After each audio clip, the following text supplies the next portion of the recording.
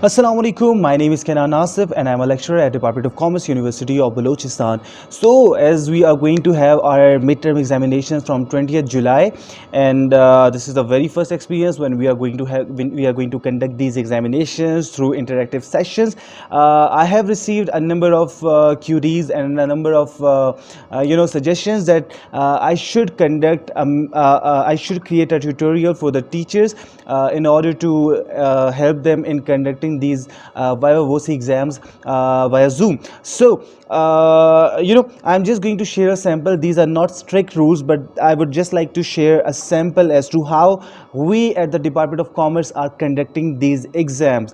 So, not all, but most of our faculty members have created these guidelines, these instructions, which have been communicated to all the students via LMS or via WhatsApp. And I would like to share a few models which obviously you at your department can also follow. These are not rules which must be followed, but this is just a sample which we are following, most of us are following, and obviously if you like anything from these, you can definitely follow them. So I would like to take this sample of technical writing and presentation skills, this subject that we teach in our BS program. So we have clearly mentioned the pattern. The pattern of the exam here would be Viva Voce, oral, and some of the teachers are also taking presentations, and some of the teachers are relying only on presentations. This all depends on teachers' discretion and on the nature of the subject. For example, if you belong to mathematics department, you cannot have Viva Voce exam, you cannot have presentations. In that case, you can ask students to actually record their videos of whatever assignment you assign them, and then they will send these videos to you, and they will be assessed, they will be examined based on the quality of those videos, right? So you can always opt for different options that you have available. Then the course instructor has shared all the chapters that from where the students will be examined. The course instructor has shared the Viva Voce exams total number marks, then the time allocated. For example, here the time allocated will be 10 minutes each, and at least 5 questions will be asked, or the instructor can ask more questions. This is a very important point that I would like to highlight, that the questions asked from one student will not be repeated. In this regard, most of our faculty members have created a list of like 100-200 questions, so that when it comes to exams, they don't have to ask repeated question. They have plenty of questions to ask from, right? So it would be great if any one of you wants to follow the same model and creates a list of those questions which you would like to ask, because on the spot it is very difficult to brainstorm and think of questions which haven't been asked previously. And if you're repeating the question, this would give unfair advantage to the students who come and join your meeting or Viva Voce exams in the end, right?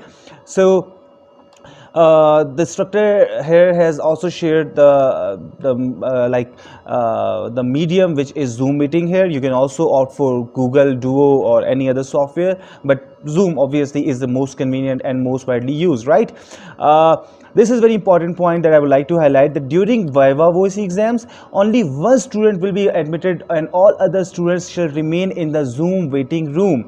A student once examined will not be allowed to rejoin the meeting, right? So if any student has conducted the exams, if any student has given the exams, he will or she will and a meeting for her, he or she will leave the meeting, and once the student has left the meeting, you will admit another student from the waiting room. How would you do that? I'll definitely share in the next part of the video, right?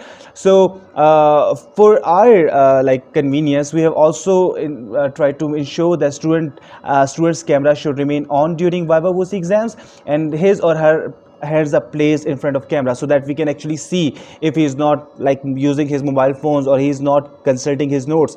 So students should sit at a distance of around 2 or 3 feet, so that we can see how his hands, we can see his movements, and we can see if there's another one in the room, another student in the room, or another helper in the room. So you have to make sure that all these things don't take place, right?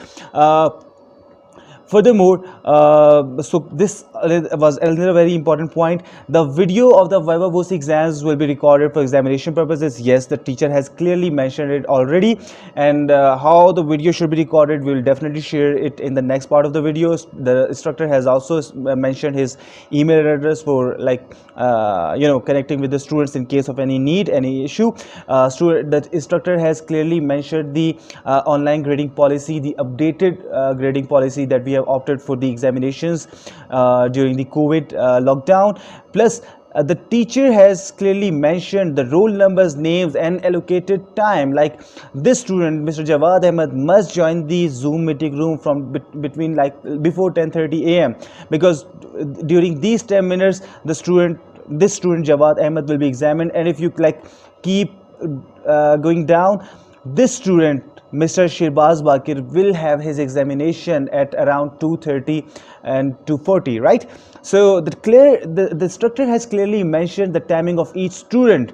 This is obviously estimated timing, and we have instructed the students to join at least 10 minutes earlier or 20 minutes earlier. But this actually makes students feel better, because they won't be waiting from like 10:30 a.m. and they will have their examinations quite smooth. They won't be feeling that anxiety which most of the students often feel, right? So this is the scenario that or this is the ideal scenario that I have shared with you. These are general guidelines, these are models. You can opt for that, you cannot opt for that. It all depends on your choice, right? So now let's come to the technical part, and I have my Zoom account open via my laptop. If you're using your smartphone, you will see similar options, but obviously on a different outlook, right? So how are we going to conduct these exams? The first thing that I would suggest is to actually come to this home tab and schedule a meeting, right? You can name it from, for example, here it is Kenan Asif Zoom meeting. We can rename it as mid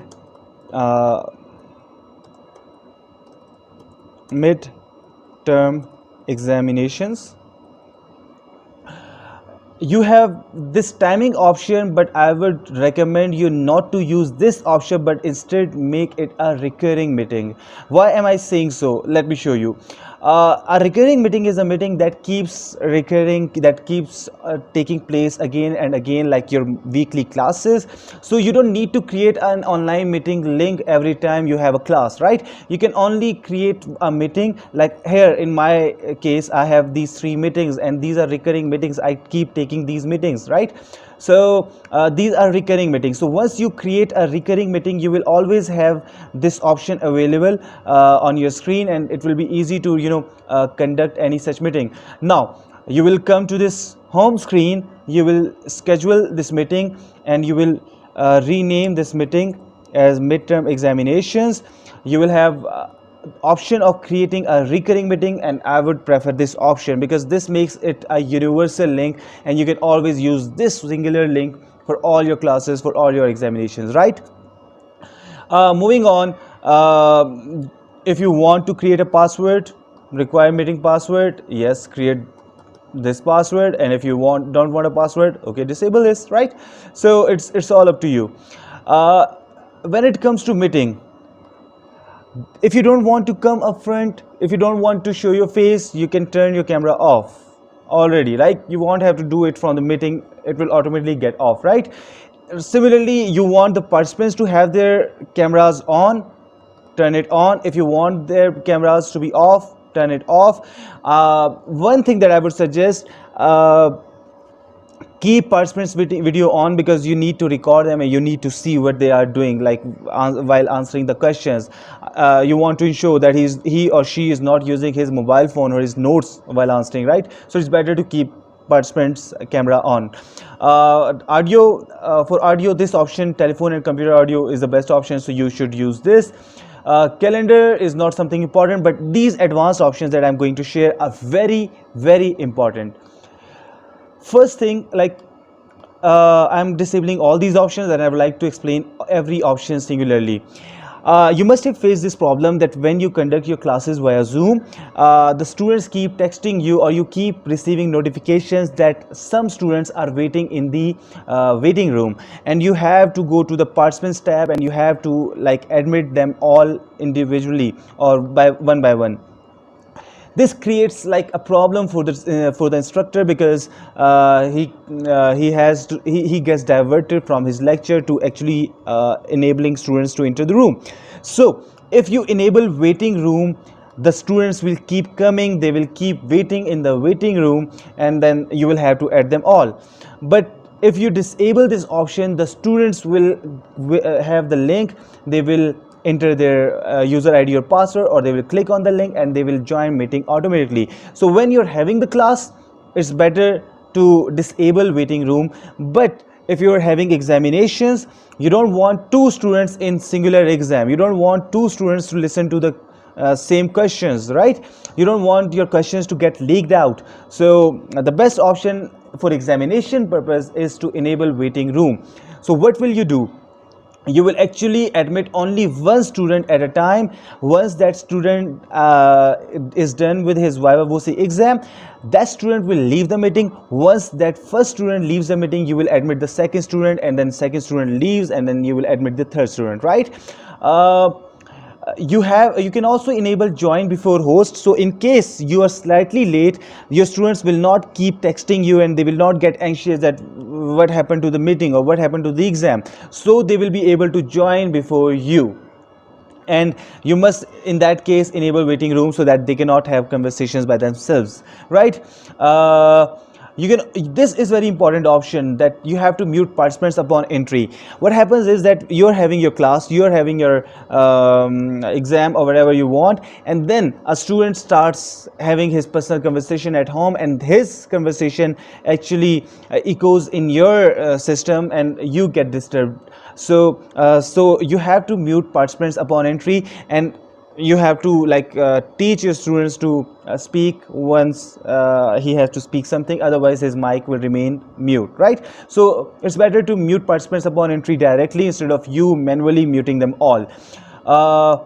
Then there is another very important option. This option should be checked, and because you know that we have to record these sections, these exams, and we may need to submit these videos in case of need. So it's important to record these videos, and you may forget to actually record these videos in case the exam the exam is conducted, right? So it's better not to take a risk, and check this option. Once you check this option, your video will automatically get recorded, and you won't have to click on record video option while you're conducting the meeting, right?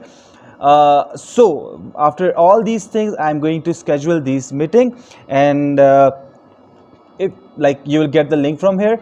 Let's just turn it off, and here we once again are on the Zoom.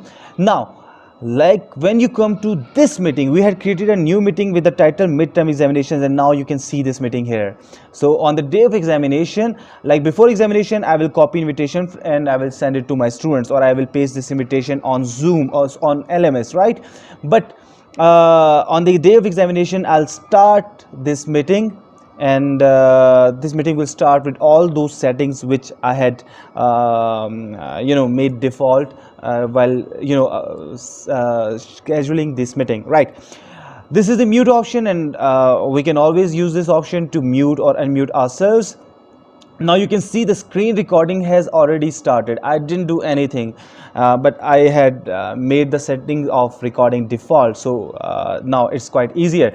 And you all know that after 40 minutes this meeting ends, so you have to instruct the students to actually re-click on the link that you have shared, so that they will join, they could join the meeting again, and you can conduct the exams. But again, once you once you restart the session, you will not be required to record the session again, because this is the default setting, right? This is very important tab, this participant tab. You can only see my name here, and you can see my mic option, like you can see some animation where whenever I speak.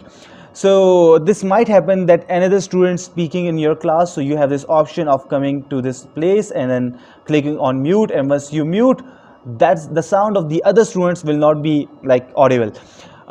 Similarly, you can make someone else host if there are other options. Currently I am the host, so I don't have all these options available.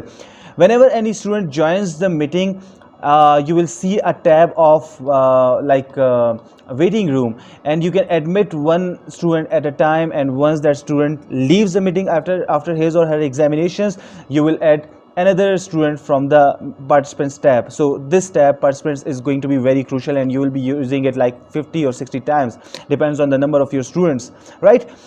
This option is very important if you are going to have presentations from the students. What you have to do is to enable share screen option, but suppose your student wants to share the screen, he or she won't be able to share the screen unless you have given him or her the command, right? How would he or she do it? The first thing you have to do is to click on this arrow, and you have to allow multiple participants to share the screen. So using this option, if you have only one participant can share at a time, only you can share the screen being the host. So if you're in the class, this is the option to use. But if you're having a presentation from the students, use multiple participants can share simultaneously, and using this option the other students will be able to share the screen. If you haven't enabled this option, you won't be able to have the presentations, right? So this is a very important option that we all have to use, and I hope that I have shared most of the instructions that with you all, and if there's any other thing, any other query, any other technicality that you need my support with regard to, you're most welcome to actually comment under the video, and I'll definitely try to resolve your issues, and I will definitely try to help you with these problems. So wish you all the very best, happy teaching, and see you all once the COVID ends, inshallah.